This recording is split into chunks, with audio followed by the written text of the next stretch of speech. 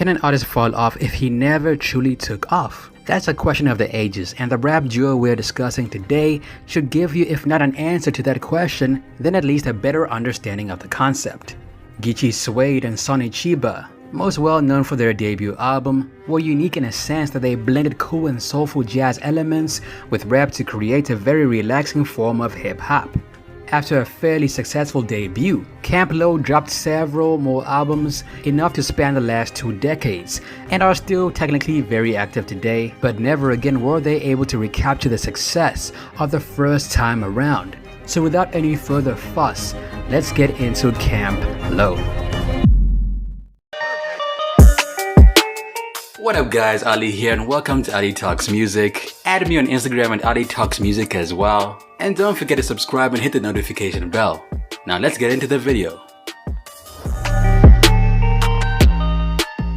The late 90s were rough years for the hip-hop community. The ongoing feud between the East and the West resulted in the deaths of 2 of the biggest icons in hip-hop to date, Tupac and Biggie, and the genre as a whole seemed simultaneously dangerous and bereft. In this time, several artists pulled away from the spotlight due to the danger, and overall the community seemed to become a beacon of fear rather than inspiring the hope and energy it had done in the past. In the midst of all of this, Camp Lo rose to prominence atop a different kind of hip-hop that reminded fans of their youth. Camp Lo formed in the Bronx of New York between 2 Muslim friends, Sonny, Cheeba and Geechi, Suede.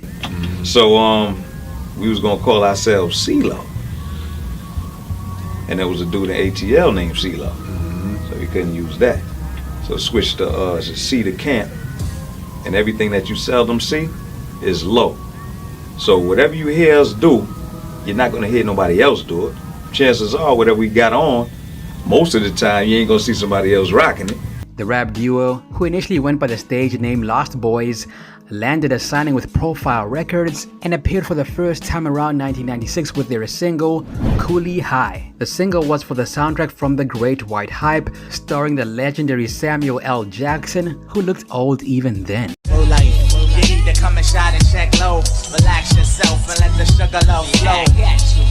Their breakout single actually got minor attention on the Billboard and landed at number 62 and number 25 on the R&B and rap charts respectively. While Coolie High introduced the duo's unique take on hip-hop at a time when the world could not put a face to them. That however changed after they released their debut album Uptown Saturday Night on Profile with distribution through Arista. Rocking hats so low you could seldom see their eyes, and some really questionably patterned buttoned-up shirts. The duo were an oddity. Uptown Saturday Night was a beautiful album and quickly climbed up the charts, peaking at number 27 on the Billboard 200. It got a lot of positive reviews all around. Along with Coolie High, the album also featured 2 other singles, Luchini, aka This Is It, and Black Nostalgic, aka Come On. While Nostalgic did chart on the dance chart, it was Luchini that became the star of the show. This is it, what? Luchini pouring from the sky, let's get rich, what? I remember it like it was yesterday. Ski called us, excited. He played the beat through the phone, and I swear to God, before he could put the phone back down, we was already at his house like, yo, let's get this started. The rhymes came really easy. We laid out verses really quick and all of that. But we kind of sat there and marinated on that hook for a while. But every song we ever have done, we did it that day. We never started a song and had to come back and finish it the next day or whatever. Luchini was made the same day we heard the beat, the same day Ski called us, and we was over there, we did it that day. Following its release, Luchini quickly climbed up the charts and essentially made the duo famous. The album was eventually certified gold by the RIAA for selling about 500,000 copies, and it may have done better in the long run, but around the same time, Profile wound up merging with Arista, who did not entirely care for Camp Lo's style. The duo later revealed that they were asked to compromise their art while signed to the label and eventually wound up going solo. Another really interesting fact about Uptown Saturday Night was that it was almost entirely produced by Ski Beats. Now why is that interesting? Well, because at the same time he was producing the album for Camp Lo, he was also working on a future superstar and one half of the power couple Beyonce's debut album Reasonable Doubt. If you didn't get it yet, we're talking about Jay-Z. Now because the hip-hop community is the hip-hop community, and also because of the East and West Coast feuds, everyone just smelled beef everywhere. So naturally this led to a lot of rumors that Camp Lo was beefing with Jay-Z, especially since there was an unreleased track of Camp Lo performing Feel It. Many thought that Jay-Z was taking beats from our boys and taking priority, which according to Sonny in a 2013 interview was incredibly far from the truth. A lot of people assume that because Ski produced us and Jay-Z, well, the story is that Jay-Z was taking beats from us, but nobody took nothing. You know what I'm saying? Jay was a cool cat. We had love and respect for each other. The Feeling It record, me and Ski did it first, and Jay heard it and liked it, and Ski was like, "What's up?" And I was like, that's cool, because our album didn't have any R&B singing on it. Later, however, he did change his tune slightly. In a 2020 interview, Sonny insinuated that Jay-Z stole his flow, while he refused to put it in so many words. When the interviewer asked directly if Jay-Z had copied his flow from back in the day, he put his hands in the air and said he ain't saying that, but there was a clear misunderstanding in the air. Yeah, your man used to, well, my manager, he used to come into the her office and mimic me. Jay-Z used to mimic you? Listen, she can verify that. Okay. That's the only way I knew. You know what I'm saying? So years later, my nigga, when you hear Carolina Blue Kicks, hottest niggas on my block, used to really bicycle since I was 6. You ain't say, that's me? I didn't say nothing. My nigga, that's you though. My nigga, that's you. Yo. Yeah, no beef, huh? Sure. But back to our story. Camp Lo inspired a lot of other artists in this time, one of which you will remember due to a certain Grammy incident. Towards the end of 1997, Camp Lo featured on Will Smith's debut album Big Willie Style on the track Yes Yes Yow, as well as an appearance on R.N. Juice Jones's Popping That Fly. Yes, y'all. Mic check, y'all. They then disappeared for a while, doing occasional features, but more or less keeping their noses out of the public. A very strange choice for a pair of rappers, but as you will see while we discuss the rest of their careers, they really were just odd cats that did their own thing.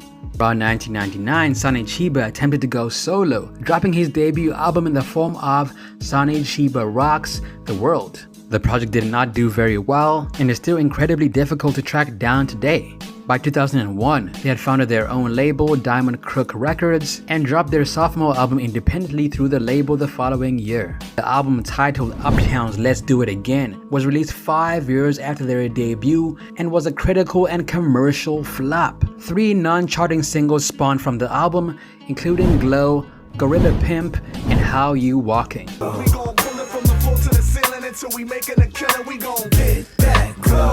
Around 2003, Sonny dropped one more solo piece. It was called the Essential Chill Collection, and after this he departed from his solo career, choosing instead to focus on Camp Lo as a whole.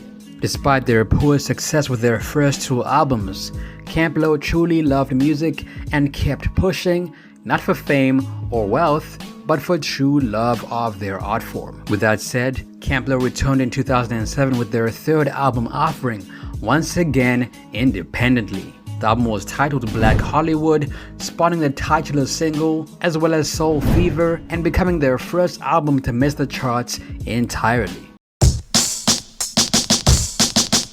Yeah, DJ Soldier, Prime Cuts, Loa, Black Hollywood debut right here. Check it out. We went from cat to cat daddy, pink flamingo, cavalier caddy, glancing at the Appalachians through Mama Sutras, they thought they had me. It's important to clarify that at this point they had truly already fallen off. Despite the poor performance of their 3 albums up until this point, Camp Lo signed with another major label around 2008, although it was only for 1 album. This time around they signed with SRC/Universal, who advised them to change their name to The Low, under which they released the single Lumdy. I call her my lumdy cause she get me fly. I call her my lumdy cause she diamond high. Now early around 2009, Sonny was involved in an accident that miraculously left him alive. Around early March, after the release of Lumdy, Sonny was on his way to a Camp Lo performance in Charlotte with fellow rapper Heron on the passenger seat when the incident occurred. As a result of the near-fatal collision, Cheeba's Dodge Charger was completely totaled and the rapper was rushed to hospital in an ambulance. Meanwhile, the other half of Camp Lo, Geechi Suede, arrived at the venue to perform his set, completely oblivious to the danger his partner had experienced. Suede performed Swing solo before he and the audience heard about the news on Sonny. After they were informed, Suede continued to perform their set while Cheeba was in hospital. However, the crowd and Suede were absolutely blown away when Sonny showed up with Heron in the middle of the set, ready to complete their last two songs, Luchini and Black Nostalgic. Luckily, both Sonny and Heron had escaped the incident relatively unscathed, and the performances of Luchini and Nostalgic tore the roof off the venue. Weeks after the incident, Camp Lo dropped their fourth studio album in 13 years, Stone and Rob, and its second single after Lumdy, On Smash. Sound system, state of the art. Now after the album and singles flopped, the mainstream labels tried to pull away from Camp Lo. They dropped another mixtape called Another Heist later in the year, and then took a 2-year hiatus before collaborating with Pete Rock on 2 works. 2011's 80s Block from Tiffany's and 2013's 80s Block from Tiffany's 2. 2015 saw Camp Lo return as a duo once more for the first time since 2009 on the album Ragtime High Times, which spawned the single Cold Retarded. So retarded.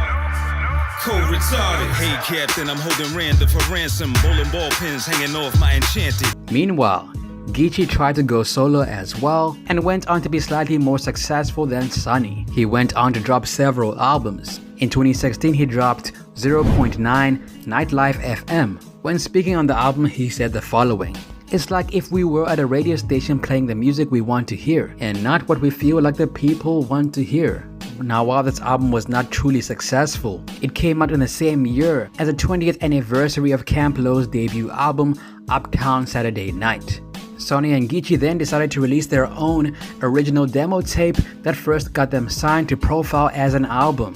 The album was titled On the Way Uptown, and while it missed the charts, its raw and polished nature made it a collector's item for many of their day one fans. So what stopped this duo from making it big? Firstly, they existed in a very niche area of hip-hop. They entered into rap with a controversial style that predated their birth, and they tried to keep it relevant for the youth who were far more interested in gangster rap. Secondly, when their label merged with Arista, they got lost in the shuffle, and this made them lose a lot of momentum. Lastly, they took 5 whole years to release a second album, and this made a lot of fans forget about them and move on to the next big artist. Despite this, they have retained an impressive core following, although whether that equals success is up to you to decide. Now around 2017, they decided to shift their music more towards electronic music, but didn't really garner any new fans. This was followed by 2018's Candyland Express and various singles, as well as their latest offering, 2022's single Disco Low. On Spotify, they have over 500,000 listeners, and their most listened to songs are Luchini, Coolie High, Black Nostalgic, Bubbling, and Black Connection. In the following years, as Camp Lo quietened down, Geechi focused on pushing his own solo career to no success. He dropped about 4 albums, all of which flopped. On Spotify, he has about 612 monthly listeners, and his most listened to songs are Pearl Handle, One Sip, Two Sip. The majority of these songs have less than 1,000 listens. Now, as sad as Geechi's solo career may have been, Sonny's is worse. Out of the blue, he dropped a single around 2021 called Can I Get a Light? For his one song, he has 95 monthly listeners on Spotify, and his second and third most listened to songs are Run and Junkyard. The 3 of the elements, the main elements for Camp Lo was cinematic, fashion, music. All of those things tie into one. So All art. all that art ties into one. That's it for me. It's your boy Ali. What happened to Camp Low in your opinion? Let me know down below. Video requests, be sure to let me know down below as well. New What Happened 2 video dropping soon. Also add me on Instagram at Ali Talks Music. Till next time, peace. Perfect.